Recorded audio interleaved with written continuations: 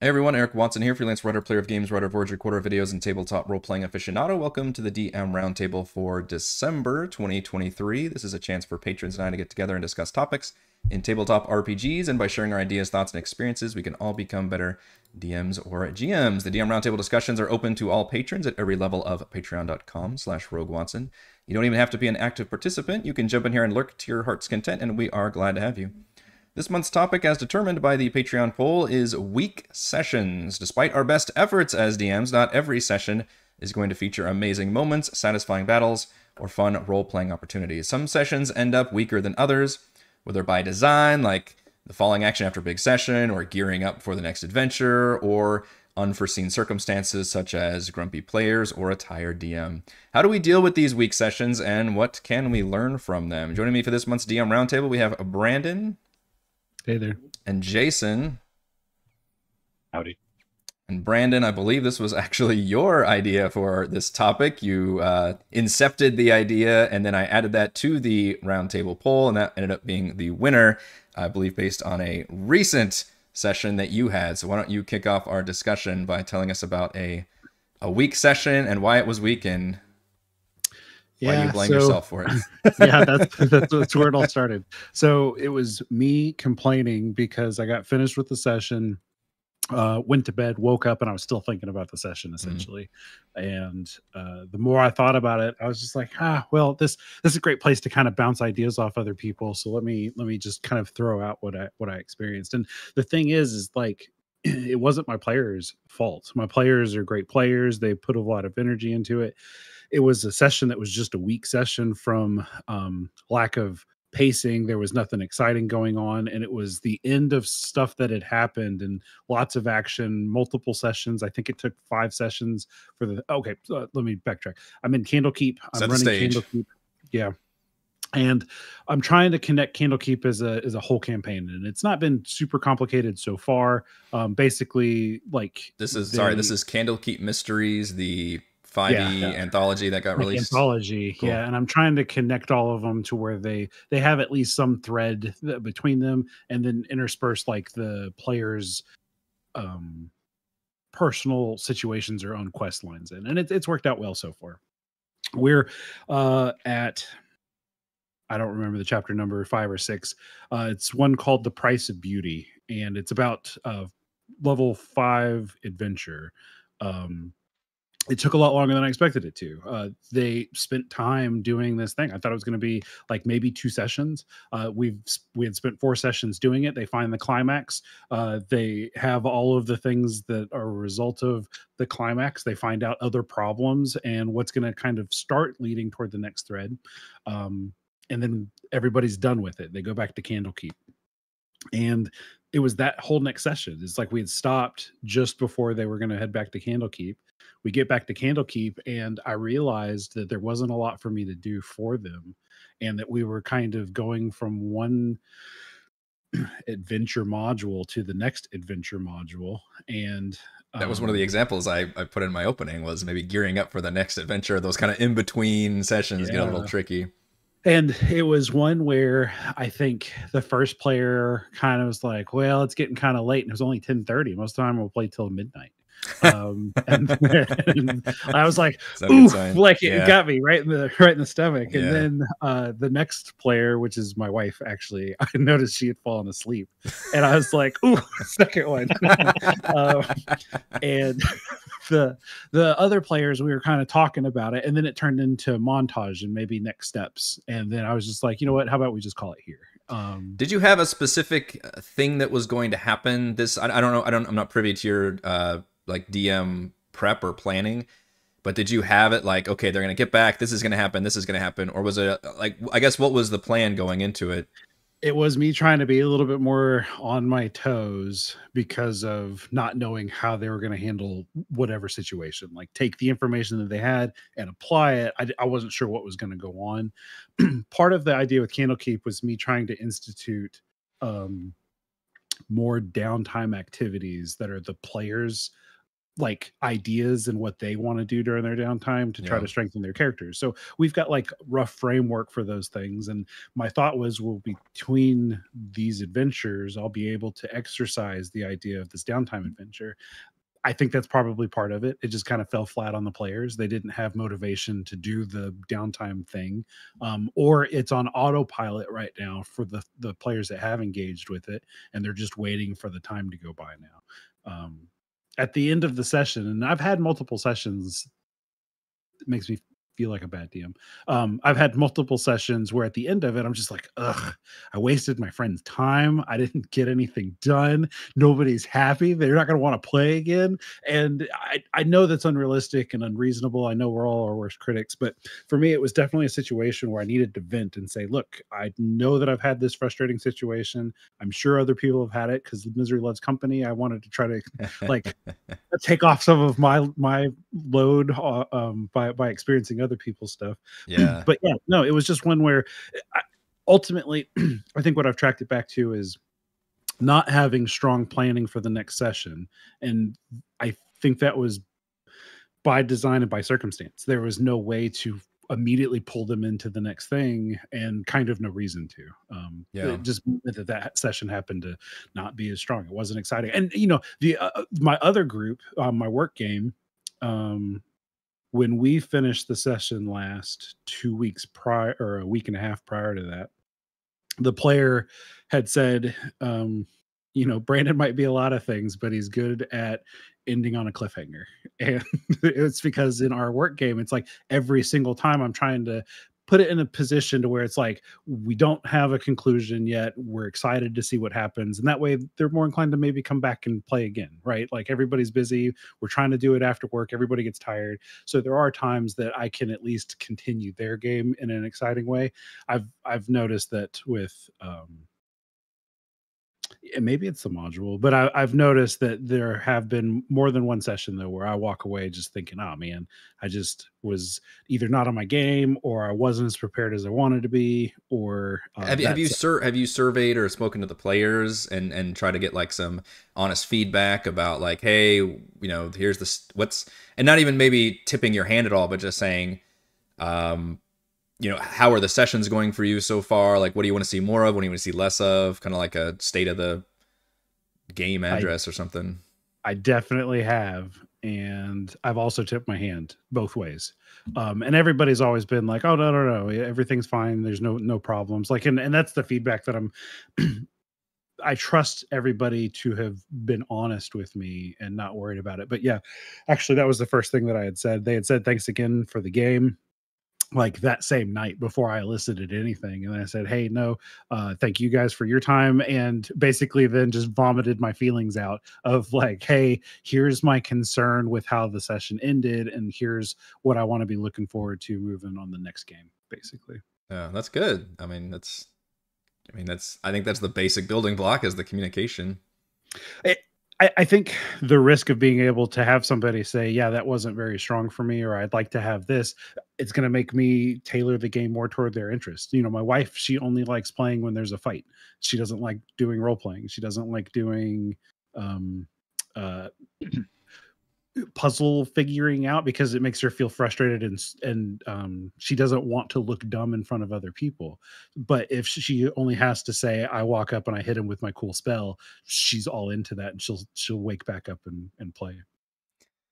Yeah, that's almost a separate topic, I think, is like how to run a game for different personality types, which is basically most D&D groups, right? And I think the goal there is just to make sure you're not focusing on any one thing too much, and then everybody has a good time. Jason, how about you? We chime in with you before I start speaking about too much. In terms of week sessions, do you have any anecdotes, both as a DM or as a player, that you've experienced and what you've learned from it? Okay, not to make Brandon feel bad, but when I first got this topic, section of my life, well, okay, I'll get there. I don't think I've ever felt, this is just like me starting off this way, I've never really felt coming out of a session that I had like a bad session. I don't say never. Let's say since the last time I started playing, which is like 2015, 2016. I played like 30 years ago.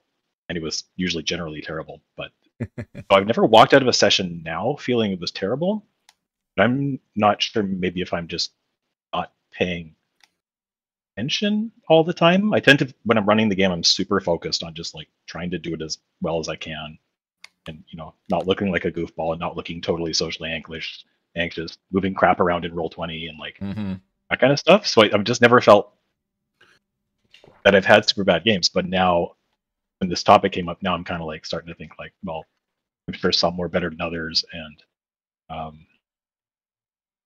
but yeah, the thing I was going to bring up is actually the thing that Eric brought up, which is asking your players what they think. Not necessarily like right after a session, but after an arc or the campaign or whatever, that kind of a thing. So I've been thinking about that and whether I could do it. I'm not even sure if I could do it. I think I'd be kind of petrified of actually hearing about this, which is weird because I'm very self-critical in like everything else I do in life. But for some reason, I'm pretty confident in game mastering that I'm at least okay. That's good. That probably shines through. I tend not to lose players. I guess that's probably what makes me feel good. I tend not to lose a lot of players. I think that's a good thing. Well, please share some of the advice. How long do your sessions go? They're pretty short now, just because people are old and they've got crap to do. Yeah. And they get tired easy. We're looking at 2.5 hours. Yeah. Like starting later and later kind of a thing. And then, yeah, something like that. I try not to have big groups anymore because it drives me crazy. It's just too much to do, and I find people get lost. What's your average 5 group thoughts? size? At this point, it's like 4 to 5. Yeah. I say 5 max. I ran with one of my groups I started right at the start of COVID. Started with 6 players, and we did Lost Mines, and it was just a nightmare. I could not fail the encounters to beat these guys. It was just not. There was just no. I mean, I killed a guy, but that was random. But that was tough. I think it would just. But now I'm just like too long. It's yeah. This is 5th ed, so yeah, it slows combat down to a crawl. It makes it really hard in the DM. There's so much waiting for players in between turns. RP, 3 people kind of get lost. Yeah. And depending on your game, if you're one of those DMs who has like tries to get everybody's backstory and stuff there and put stuff in, that just like wrote the whole game to a crawl. Some players are good with that. Some players like to watch other people's games.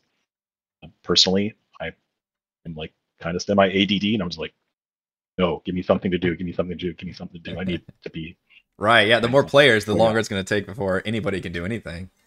I definitely capped our patron game at 5 players max, no matter what. I was like, I'm not going to go. There's not going to be any kind of system. There's not going to be any kind of addition. Like it's going to. I mean, I put a system in for making sure, it's equitable for people getting into the game, but like hard cap it 5 people, because I mean that's part of the best practices, I think, to try and mitigate weak sessions, right? We can talk all day long about, hey, make sure you've got a session 0, make sure you've got your players and their expectations, make sure you're actually enjoying what you're doing too, because the DM is maybe the most important player at the table.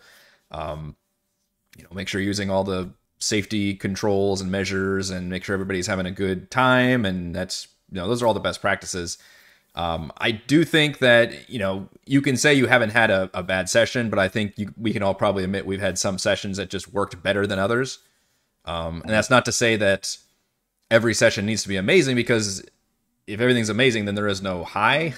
Like there's going to be peaks and valleys. Like you're going to have your big climactic, boss battle or amazing role-playing scene or something that's just going to be the most memorable moment. Like, we do like a top 10 memorable moments or something, and there's going to be, those 10 amazing moments, but then there's going to be some in-between sections. I think certainly as part of prep, I was probably one of those that over-prepared and probably took my players by the reins a little too much, and definitely tends to railroad things a little too much.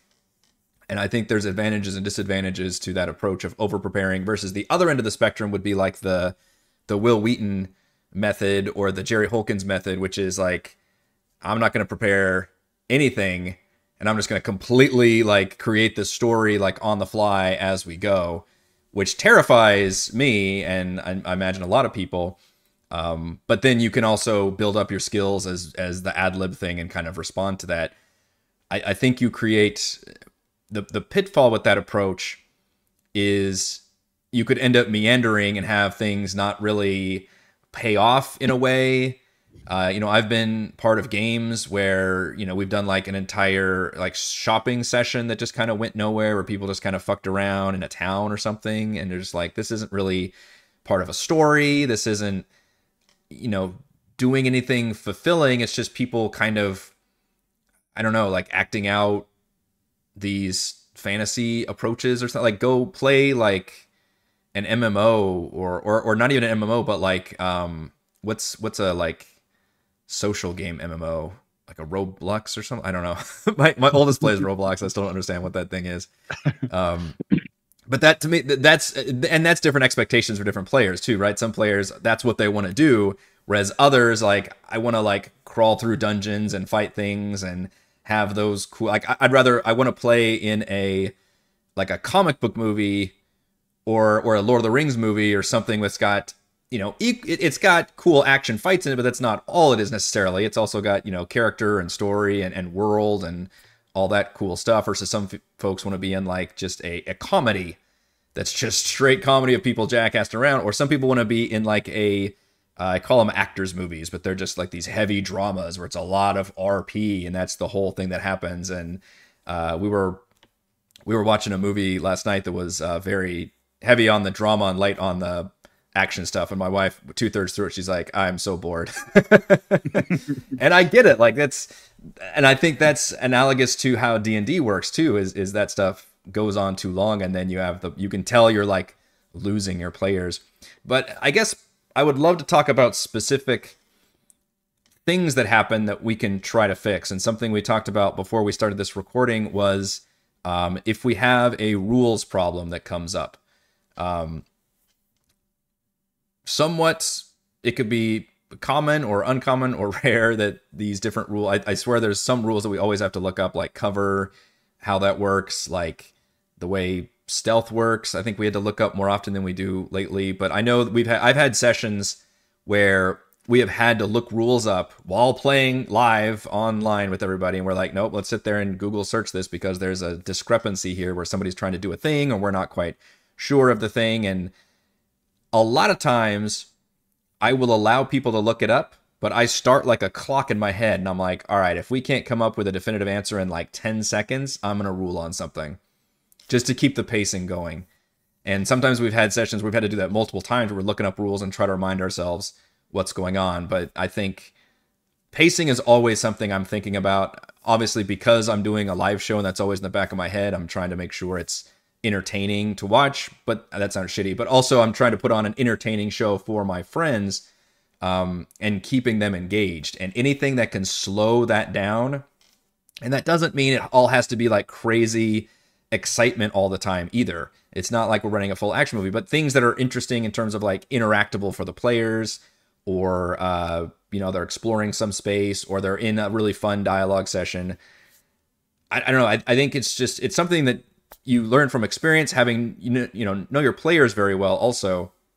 But I think pacing is probably in fact, I could probably call this DM Roundtable topic pacing, because to me that's really the key of a lot of the prep. Now, I can't prep for, well, I say that, I actually talked about that a lot during today's crafting stream. I was gonna say, I can't really prep for pacing. Like, it's not in my notes, right? I don't type out like, hey, if this is taking too long, then do this. But it's something I'm thinking about. And if you watch the crafting streams, Mondays and Thursdays, then you will realize that I'm thinking about pacing a lot when I'm looking at stuff. And I'm thinking about, okay, how long is this battle gonna take? And it's okay to have long fights if they're interesting and if cool things are happening. I have had sessions that are entire battles that are very fun. I've also had sessions that are mostly a battle that everybody's like, boy, that fight lasted a while. And you can tell, and I can tell in the session where everybody's like, oh, we're still attacking, and oh, this guy's still alive, all right. And you can tell like the excitement of the battle has kind of drained, and now we're just left with like meat sacks. So I need somebody else to chime in here because I'm talking too much. Brandon, what do you got? No, I think that's basically the same thing I was thinking. I've had some sessions where everything goes super smoothly. There's no question about the pacing for everybody, and the more I've thought about it as we've been talking, I know I've experienced this more as a DM at the end of a session because I'm in my head in retrospect. As a player, I don't think I've ever experienced, oh man, that session sucked. Even when the sessions are slow, maybe I'm given and I wonder how much of it's because like I'm thinking from a DM's perspective as a player. But it's like, hey, maybe I didn't participate much, but I was making space for someone else. Or like, sure, I can appreciate that maybe they didn't feel super confident in the situation, but it was still fun to do XYZ. I don't have a good example for it, but I know as a player, I've definitely been part of sessions where I was not even part of the main cool thing going on, but I still thought it was an amazing session because I was there like enjoying it, being part of that thing going on. So I think I know what you're talking about there. Yeah. So as a player, I don't think I've experienced it. It's definitely been more just from a DM's perspective. You had mentioned about the rules, and I've definitely had those moments where rules and looking up rules and trying to make sure everybody's on the same page. As part of what we were talking about before, I had a disagreement with, actually, it was a circumstance that was just kind of bad, and it was about surprise. I'll try to truncate this as much as I can, but the character's PC was surprised, or the player's PC was surprised by a strong attack with a strong poison that almost took him down in one shot. And they got kind of defensive and upset because they felt like I had taken something away from them, basically, and took away a cool character. They were a monk. It was an arrow. They thought that they should have been able to deflect missiles.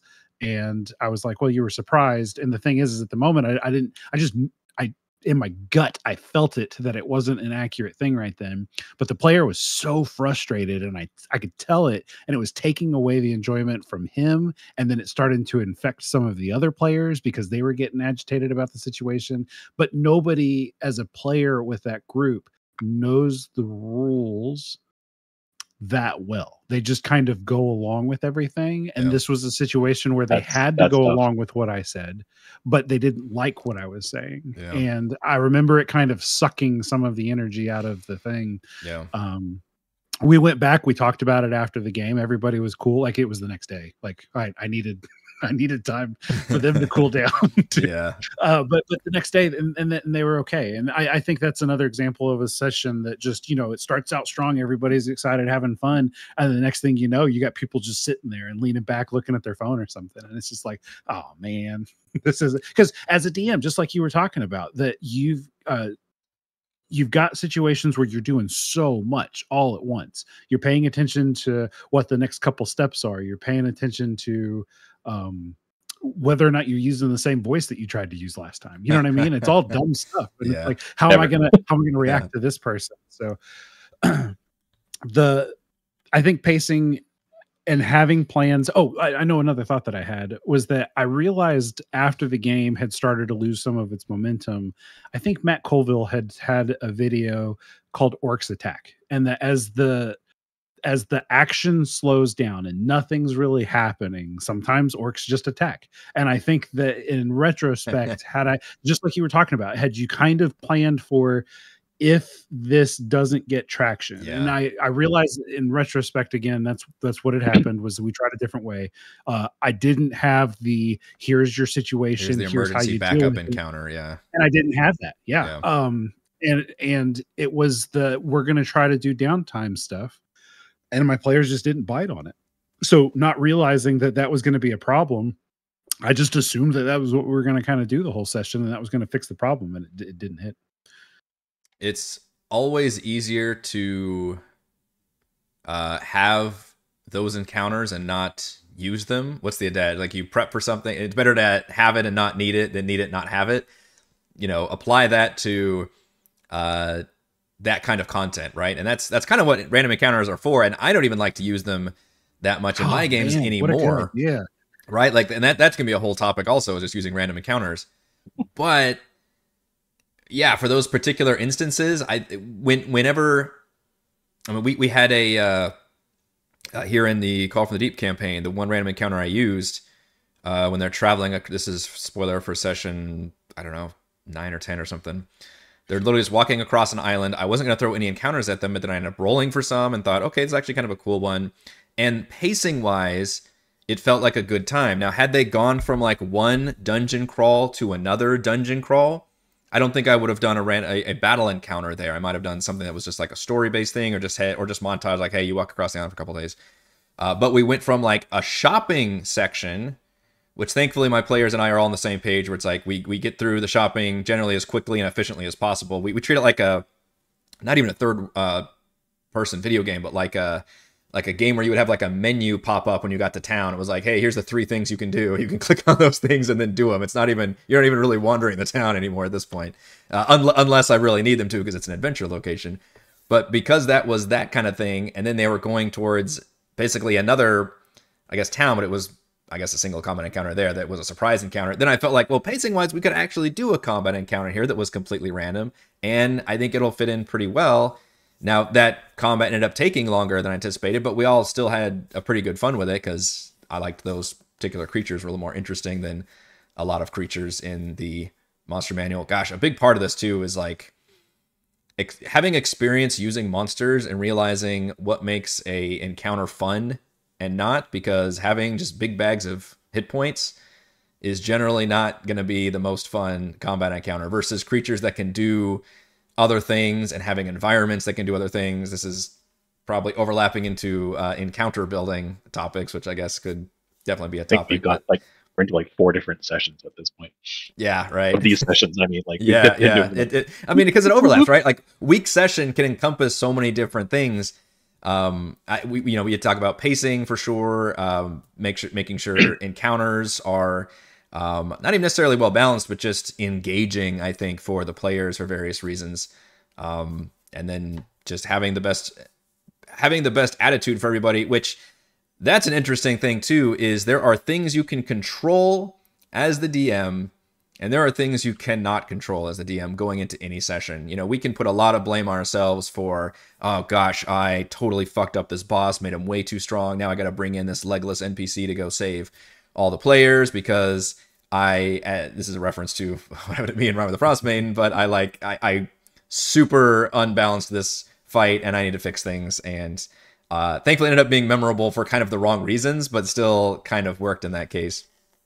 Versus other times, it may just be a player is super grumpy, or maybe they're not even grumpy. Maybe they're distracted. Maybe they have to be in and out because, they've got a sick kid or something. Like, it just happens. And that's something that you as the DM can't control at the table. So you just kind of have to deal with and accept working around that challenge. And a lot of times that can create a weaker, or maybe you just got a missing player or 2 missing players that you didn't know about until right before you start. That's going to create a challenge for you as the DM to try to move forward and deal with that complication. And unfortunately, the best advice is that you probably have to experience it, a couple times to be able to know how to deal with it and learn from it. And also to not let it affect you personally. Because if you start getting in your head or in a bad attitude, your whole table is fucked. I think that's the thing. Like, a player can come to the table and be in a bad mood. Maybe they're thinking, oh, well, D&D will cheer me up, and it just doesn't happen. Or maybe they get distracted halfway through, or whatever happens, and they're just not at their best. The DM has a lot more pressure, because if the DM's not if they're feeling that like head funk or something, and they're going to it going, oh gosh, this is just not my day, I've had a bad day, that shit is going to very easily bleed over. Now, it may depend on your personality, and especially maybe if you're an extrovert and you're like, I just need to be able to get around people, and then that will elevate, my spirits or something, then that could be the case, that only you are going to know that. But I think there's a lot more pressure on the DM to make sure you come in with your best attitude and come in wanting to, basically wanting to do the thing. That may be my other piece of advice, is you may have to know when to call it, even if you're technically available, but you're just not feeling it mentally, I guess. You keep beating me to saying things. This is like the 5th time already. I'm like, nope, you said it. Go ahead. Sorry, go ahead. Literally, like, 10 seconds. I never play games like that. Yeah. I will literally just not play. Yeah, because I know I will get too stressed out and then it won't be good. I will say I'm just not feeling it or something So like you've that. called sessions before? Oh, all the time. Okay.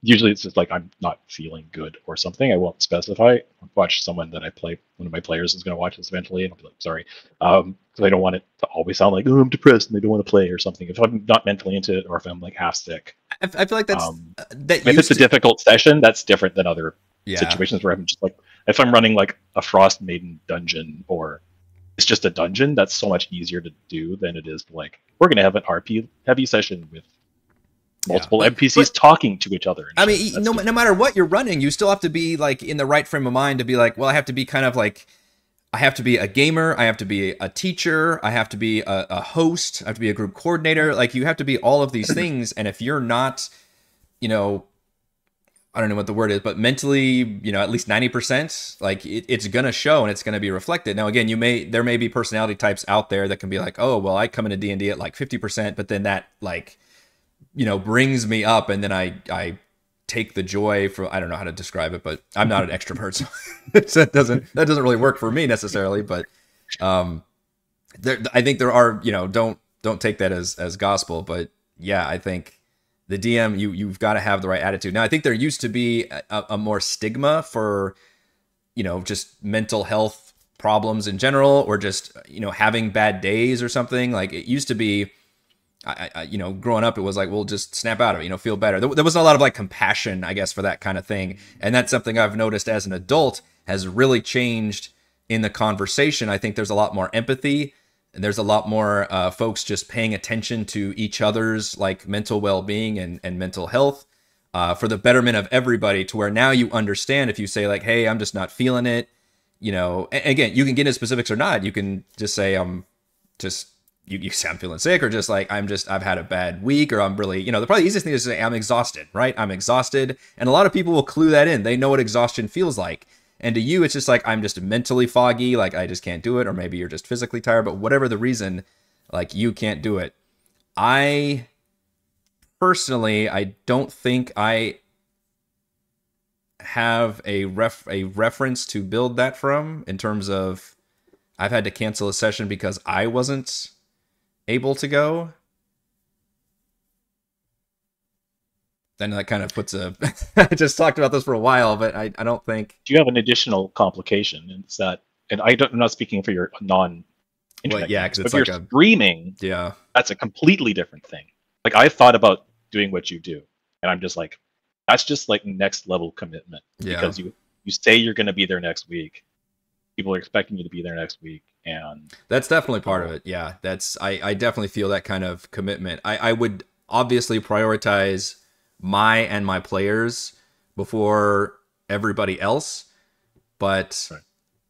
On the one hand, it has helped solidify a weekly schedule for my group where you get to see your friends so much. Yeah, that's become such, it's normalized it now for my group. And a lot of people are like, you know, that's the big problem with folks. It's like, I have the willingness to play D&D and maybe I even have the group, but we can't coordinate, you know, the time together because we're all adults with lives and busy schedules and stuff. And this has created, I feel like I've been grandfathered in with people having such busy schedules that we managed to still get together for the most part and be able to do it. So luckily that hasn't happened. I think I've had to, well, the other flip of the coin is I've had to cancel because of technical difficulties. Not lately, thankfully, and all the internet problems we just had over the last, 3 or 4 weeks, thankfully rarely bled into Friday. But I'm trying to think of an instance where I don't know, I'm a weirdo though. I've got such a optimistic brain. So I find it interesting because I hadn't really considered the idea of if I wasn't really feeling it, because what I've noticed is that when we first started playing, my brother-in-law was our DM, and I met the group that I play with now through this game that we started in 2016, right? Like it's been, like 6 or 7 years that I've been playing with these people that I hadn't met in real life, that it was like friends of a friend that I'm playing with. And now it's like every week I get with them twice to do something different. And it's one of those where when my brother-in-law started to back off wanting to be the DM because he had situations that life was busy or he was tied up doing something and he couldn't make it. Us as players were still like, oh man, but we're just biting at the bit to be able to play again. And I was like, well, what if I started DMing? Like, give him a break and then he can do it and then I can do it.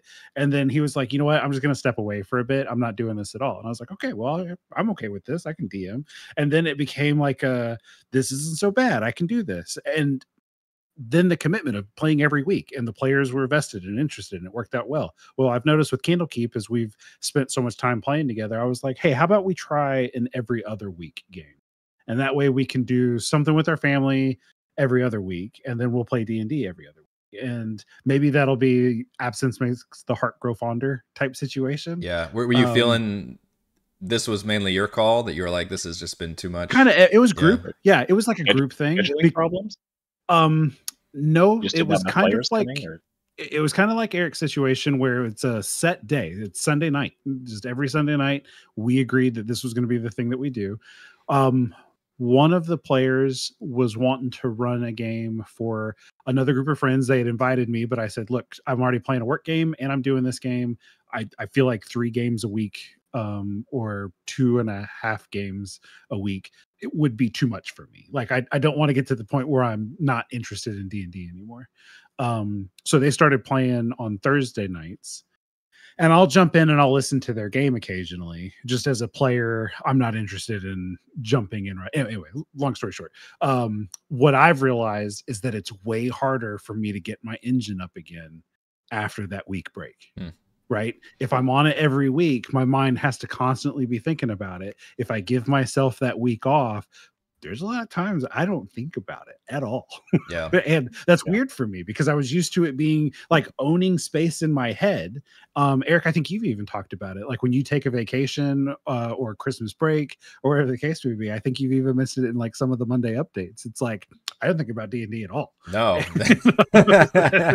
So, which is kind of heresy, I'm sure, to a lot of people who are like, oh, that's all I think about. It's my whole thing. And I'm like, absolutely. It's such a regular thing for me. And I've turned it into such a,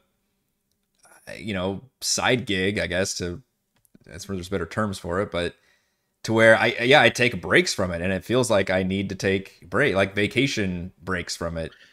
And so that was my thought, but I do think that ties into maybe my experience was that at the end of the day, I can blame it on prep for sure, because had I been more prepped and more aware of like, hey, if this doesn't go the way you want it to, you can have this encounter available. And that's definitely my responsibility. I can blame a little bit on the players for not biting, right? Like I can have a little bit of blame on that for them not biting. But if I'm not giving them enough to eat, then that's my fault again. I don't know. It's interesting scenario. And at the end of the day, I don't when I say beat myself up, I guess it's not like it infects me, but I do think about it. Yeah. I do think about it. And it's, I do this for fun. I do this because I want to spend time with my friends having fun. And I've realized that, kind of like what you were talking about, that you become making, the idea of like, if you were to start streaming it, you're making this whole new commitment. And it's like, well, then it's not for fun as much anymore. It kind of becomes well, this is my obligation. And while I'm okay being the DM, I'm not complaining about that in any capacity. There are moments where I think to just kind of back off and to be able to just be a player, like in your patron game, is fun as hell, right? Like it's just a moment where I get to just, how can I make Eric like not know how to handle the situation? Not on purpose, you know what I mean? Not on purpose, but just if my character is kind of chaotic or spontaneous or just against what everybody else might do within reason, because that character is great. Oh, thanks. That's the thing. I haven't watched any until recently because I've been thinking about joining in, so I've been watching to kind of like get a feel of it. That character is awesome. It's threading a needle of being antagonistic and participating. Yeah, and I it's love great. It. I think we could do a whole roundtable on based on your character, like how to make a character that's not a typical supportive party member, and yet they are absolutely delightful. Like that is a challenge, I think. 'Cause I think it's very easy to fuck that character up and be a detriment to everybody involved. And I think you are the opposite when it comes to that character. Thanks, but yeah, I mean, just as a player, it's a lot of fun. It's a lot of fun to take that break, and I almost wonder if that's not another suggestion of instead of taking a break, let someone else take the reins for a little bit. That way, you don't get burnt out. Because I almost wonder how much of it's that problem is that the every 2 weeks thing, and I'm taking too much space away from it. Yeah, we definitely take holidays. You sound like you're in a. Sorry, I was going to say you sound like you kind of got into like a forever DM situation, a little bit. Do you have other players that would, like, if you said I don't want to do this for a couple of months, do you have someone that would take? Yeah, can so and so run like a module or something? Nah, it's definitely self-inflicted. It's like I want to do this, and I've realized the more that I've done it that I like knowing everything about the world. I like knowing what's going on. And I've told even the players, I'm like, hey, look, don't beat yourselves up about maybe they couldn't figure something out or they didn't get to the thing that they wanted to get to in time. And it's like, no. This was built against you. Like, this was not made for you to necessarily succeed. You succeeding would be a good thing, but it doesn't mean that you lost by not succeeding. I love that part. I love knowing the things that they'll never know. And as a player, you don't get those things anymore. Like, I'm barely holding on to Midgard stuff because it's like, I don't know anything about this world. And if I look anything in the world up, I'm going to spoil it for myself. And I don't want to do that. I want it to all be fresh for me. And I'm not too big on huge amounts of world building. And same thing when I read fantasy novels. Folks that really dive into their world building and make it read like a history book is kind of a drag for me. I would much rather like just give me the characters and just explain the world around them like as needed, basically, and fill in those gaps as we need them as we go around. That's kind of like how I like to do the D&D worlds that we explore also, is like focus on the immediacy of what's going on. Now, if players ask questions, hopefully I'm knowledgeable enough to provide those answers, but I'm not here to lecture you like you're in a classroom and tell you about all the things going on. But I know that there are folks who really enjoy that kind of thing. And same thing when I'm reading, like reviewing adventures or something. If people go off and on about their, huge backstory relevancy, I'm like, okay, but how does this matter in terms of this specific adventure and what the players experience from this adventure? If there's one piece of advice I can also give to help alleviate weak sessions, end on a good note. You talked about like cliffhangers, and you're always good at doing cliffhangers. That's great. Like if you're gonna have weaker sessions, and you can't always end at a good place, and this kind of bleeds over into pacing as well. I always try to find a good stopping point, but sometimes people are just tired, and you can go back and watch just so many sessions that we've done where there's moments where I'm like, and that's where we're gonna end the session. I'm like, yes, fucking nailed it, just perfect ending. And there's other times where somebody's like, that's a pretty good stopping point, and I'm just like, yeah, okay, I guess we'll stop here, and it's just, it doesn't work out as well. Now, again, that's partly the contract you make when you play D&D is like, I'm trying to do the session in a certain allotted time, but I'm not in charge of what the players are doing that whole time. So how they choose to do their stuff, and they might not know that it's gonna, build to anything, and maybe it not, or maybe they end up going some places that don't work out well with the pacing. That's partly on them, partly on me. But if you can just try to end, you can't do this every time, but try to end on something exciting. Try to make people interested, at least, in coming to the next session, so that at least they have that good, feeling coming out of it, and hopefully that helps alleviate whatever the bad memories were. But don't drag I've done that too. Dragging the session a little bit longer if you can end at a good note. But you have to be very careful about that. Like, you have to be like, all right, if I can drag this on for another like 10 or 15 minutes, another room or two, I can get to the perfect ending. But I've also had that blow up in my face where it's like, all right, I'm going to get through this one more fight. And everybody's like, you gotta be fucking kidding me with this one more fight. And of course, if you watch the Patreon games, once again, I was gonna say exact, like, you stopped, and I was like, and then you're like, but, and you're like, and then you said exactly what I was just about to say. That's really tricky. It is really tricky. It is. Like, I used to think like, I'm gonna time this all out, so it like We get the last battle at the end, and if we have to go a little bit long, that's good. I find that never works because for two reasons. A, like that last half hour gets kind of stretched out, and you don't enjoy it as much when it's supposed to be a peak. Yeah, and you can tell the energy levels are falling. Yeah, and I don't want to end with like, "Yay, we killed the big bad." I want it to end with like, "Yay, we killed the big bad," and then if you have 20 minutes afterwards where you can just like denouement after that, that's better to me. I would rather cut short early. Now I've learned than to try, especially because big things can go 3 times as long as you think they're gonna go. You just never know. I've definitely learned where, like, for my big marquee boss fights, I need the full session for that. And if I haven't like, I need to be able to end like right before that session starts. Because if I have like another battle before it, then I'm like, oh shit, like we're never gonna get through all this content in one session. Yeah, you had a battle at Frost Maiden where it was one of like 45 times when Frey went Wendigo. You were at some place and there was like multiple rooms involved, and it just went.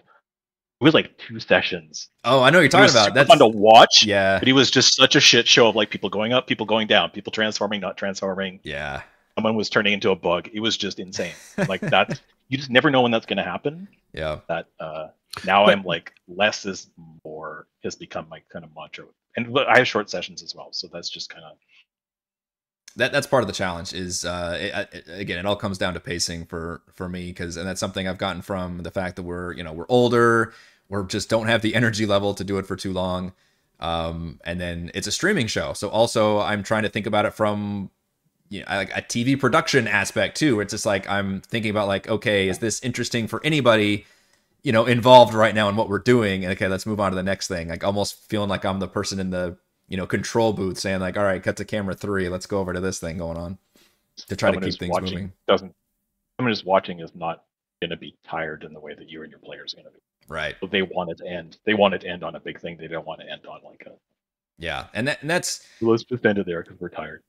It's so hard, because that's the big challenge to running a live RPG. Like this is not scripted. I mean, I've got a bunch of notes lined up where it's like, hey, if everything goes according to plan, then this, and this should happen. But even my plan, I don't have it like, it's not in my show notes like, okay, this battle is going to last 45 minutes. This battle is going to last 20 minutes. Like, I don't fucking know. You could have a battle last almost no time if somebody does something that I haven't thought of, where it's like, oh, I'm going to cast some spell that instantly solves this problem. And I'm like, oh, well, that changes things quite a bit. Like it's that kind of thing. I can give advice all day long, but you kind of just have to experience a lot of that, and you just gain. You have to level up and gain experience, and survive those kind of experiences and see how you deal with that. But I think pacing yourself out, giving yourself a general time slot, and then saying, okay, do we have enough going on for everybody here that's going to make things happy? It's going to make everybody happy. And you'll also begin to learn how long certain things take. And we even do, our level up sessions, which take a good chunk of time, but everybody likes them, including us, the players, where, we go through what everybody has learned. We talk about all their stuff, and it's kind of a little, player's handbook session almost, where we're just kind of all looking at abilities and things like, oh, that's cool. And that can take 30 minutes to 45 minutes, I think, at the beginning of a session. So I know if that's going to happen, I'm going to have even less time for that session. So I'm really making sure we can get, some stuff done there to the best of my ability, but still I'm not fully in control of my players' actions and where they decide and what to do. So, you can come in with the best practices and try to figure out how it's going to work, but ultimately, you're also along for the ride in some ways, and you kind of just have to be able to learn those skills of how to read the room, and that's just kind of basic human empathy, but some people still don't quite have that. They're so let's be honest, a lot of people are just very, very selfish, and maybe not even fully aware how selfish they are in terms of not seeing other people and seeing their enjoyment. Right? Like and so part of the social contract you make when you sit at a table with other people is like, all right, let's all have a good time. But there's going to be people at the table that are like, well, I'm definitely going to make sure I have a good time,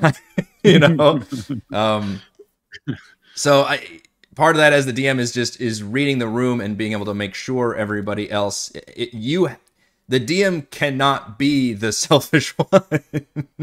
Hopefully nobody is, right? Hopefully we're all good adults and blah, blah, blah. But people are humans and it happens to everybody. But the DM, more than anybody, has to be the least selfish person at the table. And you also have to be the most empathetic person and be able to read how everybody's reactions are. Now, you're not going to please everybody all the time. That should be your goal, but it's not completely realistic. Some folks are going to check out during some elements. Some folks aren't going to like certain fights as much. Maybe they chose a weird thing at the beginning of the fight and now they're like separated and they're like barely able to do anything. Maybe they're missing with all their attacks. Like something's happening and they're not fully engaged in that fight, but at least maybe things are happening and the fight's still cool. And then hopefully they can do other things, for that session. So not necessarily going to be able to work for everybody all the time. And sometimes it's going to be out of your hands. But yeah, I think being able to know your players, reading the room during the session, not just knowing them beforehand what they want, but really looking at like body language and what they're saying, how they're saying it, and then registering that in the back of your mind without necessarily going like, okay, well, Frank's having a shitty time, so we need to start doing something, don't don't like call it out or anything, but realize it in the back of your head and then have the hopefully the social skills and acumen to be able to bring that person back in. And that's like just high level DMing right there. That's like the ultimate skill unlocked, I think. Let's go over final thoughts for week sessions. Jason, we'll start with you. What are your final points of advice or whatever thoughts you can give us for week sessions? Ask a question to the two of you. Mm-hmm. I've thought about this before. So you're talking about like wanting to know what you're trying to make things good for the players. So you want to know what your players want. And I've sort of struggled with the sort of like do like ask at the end of campaigns to like, what did you guys like, and do it in a session format. But what I've sort of realized is I think people may have things they want to say that are not something they want to say in front of everybody else. So I have done I was wondering about an anonymous. I have done that thing. Okay, and how did that work out? Good. I didn't. I'm terrified of it. I'd be terrified of it. Personally, but I think it's good. I think it's hilarious because if you really know your players, it's not really anonymous because you can immediately get their body language from the typing and stuff. So that part's pretty funny. Especially when we have like 4 or 5 people or something. But no, I think it's good because I do think it allows people to maybe speak more candidly and freely. And I use, in fact, if you end up joining the Patreon game, one of the stipulations is that people fill out a D&D survey, which is anonymous for everybody, that they can add in.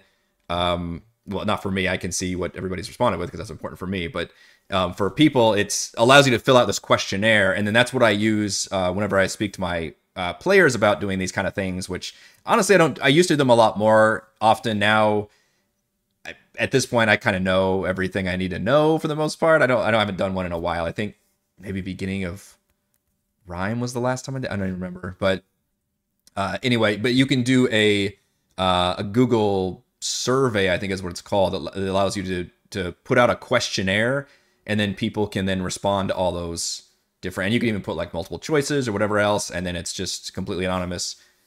You can either check it to make it anonymous or not anonymous, I guess. But either way, it helps people be able to speak freely, especially if it's like a one-on-one, especially if they're typing to you versus talking to you. That might let them collect their thoughts a little bit better. So I definitely am positive on using that kind of you've done it. Feedback. You've done it before. What I'm curious is about getting you've done it on feedback. You said that.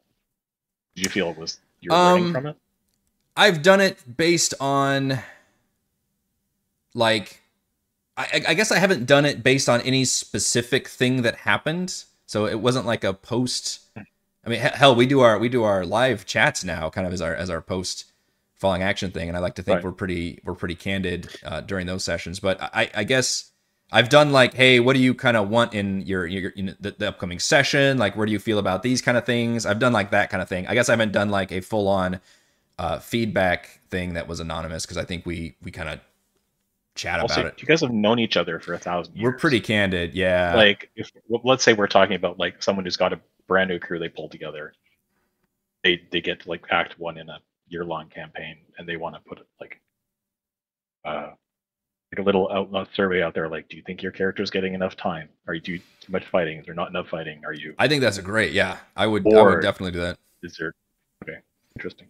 Yeah, I would, you know, and you can itemize all your questions like that and be as nitty gritty as you want. I think people will, if you do that, I think that will excite people because they're like, oh man, they really care about like what I think about all these different elements, and this allows me to really get into the weeds of anything. I think if anything, they'll be more excited because of that opportunity to give that kind of feedback. I mean, people, you know, yeah, and you could even do like a 5-star rating or whatever, like for individual like things, like, hey, where do you know rank these kind of elements of play and stuff like that. And if you have specific anecdotes you can talk about, because maybe you were unsure about certain things that happened either within a story or like, yeah, maybe did this fight go on too long? Just kind of, you can even ask specific questions.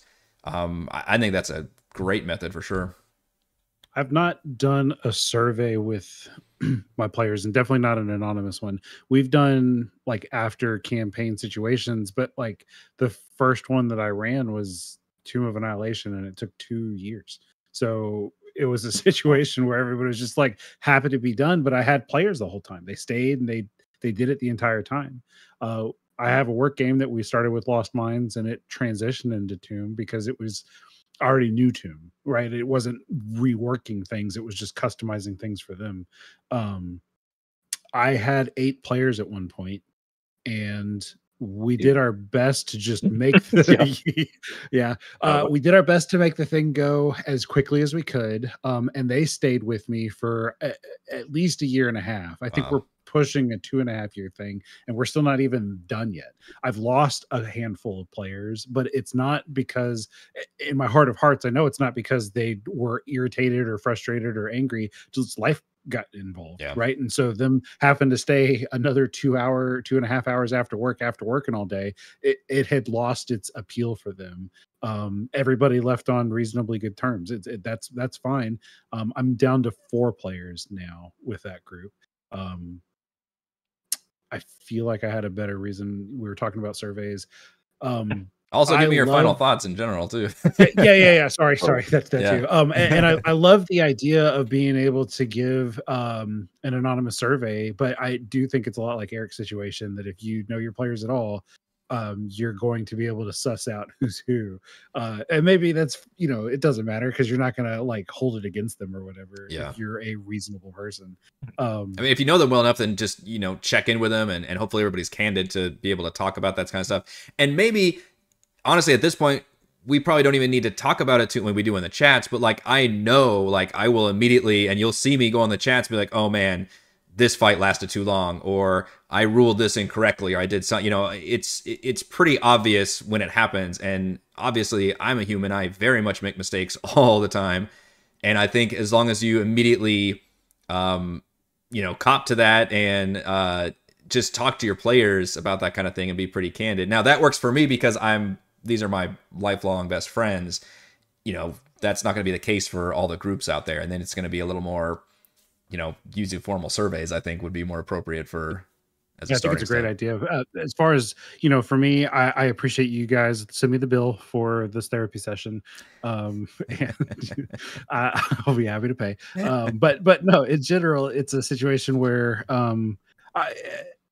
I think everybody said the same thing. You're not going to have a strong session every single game. And so to beat yourself up or to get too caught up on the idea that, hey, that one wasn't fun, is wasted. I think beating yourself up means you care a lot. And I think that's a great quality to have, but just don't kill yourself over it. Yeah, use it and apply. You know, I think we've hit the nail on a bunch of things. Pacing, coming up with a random encounter was good. I don't know why I didn't think about that before. The orcs attack suggestion of when things get slow, just have something exciting happen. It doesn't even have to be a combat encounter necessarily. We use encounter, I feel like it's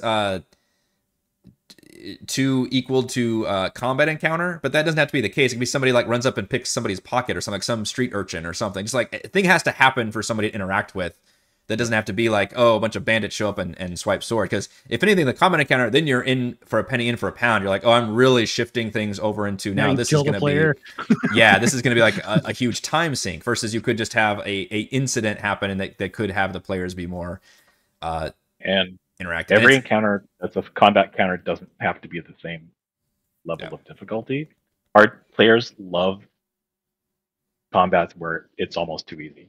I've found that's where they get to do like cool creative stuff. Yeah, show off a little bit. I find, and as a DM, everybody's forgotten. That's a whole other topic we could talk about. But as a DM, I find those hilariously unsatisfying because I'm like, oh, I didn't get to do anything cool with these monsters. I feel like this was a waste of time. But then when you talk to your players afterwards, like, oh, I had so much fun just annihilating these monsters with like one spell. And that's an interesting thing from a DM standpoint. Where you're like, oh, I didn't really have fun there, but my players really enjoyed beating up on my monsters. So, and then when you be able to do a cool attack with a monster, it's like, oh, you've taken off half your hit points and you're stunned now. And the DM's like, and the player's like, yeah, okay. And you're like, oh, shit. So there's an interesting give and take there between, where does your enjoyment come from and being able to balance the encounters appropriately. Again, probably this is overlapping with a lot of different topics for sure. Brandon, do you have any more final thoughts? Nope. I think all of you guys made great suggestions. I think the unbalanced encounter sounds like a lot of fun. I'll have to give it a shot sometime. I did want to say really quick that I think that Candlekeep campaign that you're running, that's probably like the most difficult situation you could be in. That sounds, because you've got like a series of mini narratives, and then a series of character narratives. That kind of timing, to me, I'm not saying that sounds awesome. I think that's a great idea. Like, I like that. From what I remember, that book, it sounds like a really hard to pace. That book doesn't even try to like string those together, I think, either. And only a handful of them even take place in Candlekeep. The rest are just like, this involves a book somehow. And a lot of them are like, open this book and it teleports to a different world. Like, they're really designed to drop in, drop out. So yeah, I'm impressed that at least Keys from the Golden Vault, which is another big anthology series, they did kind of be like, well, you can treat this like a serialized thing where the people are all members of the Golden Vault and they get these little, this is your mission, should you choose to accept it, things. Like, it kind of tries to put them together, but Candlekeep Mysteries is like, good luck, DM, you idiot. Sounds great. Sounds cool though. I like it as an idea. I think that's really fun. Yeah, I think the best, this whole session has been advice left and right. But, have your best practices in play. Just know that you're going to have some weak sessions no matter how well you do. And some of it is going to be controlled by you. You will make mistakes. And other times it's not going to be controlled by you. And it's just something you're going to have to be able to deal with. And it will get easier to deal with any problems you come up with. Now, this is a separate topic than having a problematic player. That is an entirely different thing. That's not really what we're talking about here. Obviously, if you're having weak sessions because Frank's being an asshole every single... I don't know any Franks, so that's why I'm using it. Let me be Frank. Then that's a different topic, right? That's not a weak session. That's having a shit player that you need to probably drop. And if you have to even ask about, somebody being a shit player, they're probably a shit player and they're not worth your time and aggravation, I would think. But we're talking about like, you've got a good group, you can do good sessions, and sometimes they're just not good. And, we're going to beat ourselves up about them unless we're Jason. We're just amazing DMs. Never teasing you, fail. but oh, no. But my general point was that I don't know because I'm not paying enough attention. Yeah. Oblivion. Or more importantly, that you like, hey, I'm not feeling my 100%. We're not going to do the session. And that, I think, is an important tool to have also. Like, it's because I mentioned the fact that if you're not, you can have a player maybe show up at 75% and they can be fine for the session. Maybe they won't be. But if you show up at like 50% and you don't ever get above that, it's going to bleed through and it may drag the whole thing down. And that can be a big bummer for everybody. So take care of yourself. And then like the little airplane, make sure you put the mask on yourself before your players with the oxygen mask drops. But then take care of, all your players, read the room, just get a feel for who they are as people and players. And, obviously that's going to come with experience. This is a lot to put on somebody's plate if they're just starting with a new group. Also, don't try and worry about all that shit. You've already got a game to run. Like, it's going to come with a couple things, and hopefully all your players give you a couple sessions to like settle into things. And then hopefully we can have a great campaign from there. All right, I think that is, we actually went over a friggin' hour on this, so that's amazing. For this month's DM Roundtable, Brandon and Jason, super big thanks. And thank you to all the patrons for helping make these DM Roundtables happen. Platinum patrons, Joe, Will, Thomas Stan, Brandon, Genocider, Electric, Role Player Role, Christopher, Corey, Big Nut, John F., John L., Scott, Eric, Tyler, Nathan, Camp Crystalite, Counselor, Andrew, Daryl, The Reldrin, Captain Woody 79, Stephanie, Andy, Patrick, Jason, and Ishmael. And gold patrons, RPG, Papergrams, Pretty Boy, and Yuma, Dead Lizard, Lion, Sam, Lumpy's Buds, Jerome, Nathan, Fast Like a Tortoise, Scott, Rufus, Carolyn, Jerry, Thomas, and Glenn. Thank you all very much for your support. I hope to see you all again for next month's DM Roundtable discussion. Thanks. Go run a game for your friends. Yep.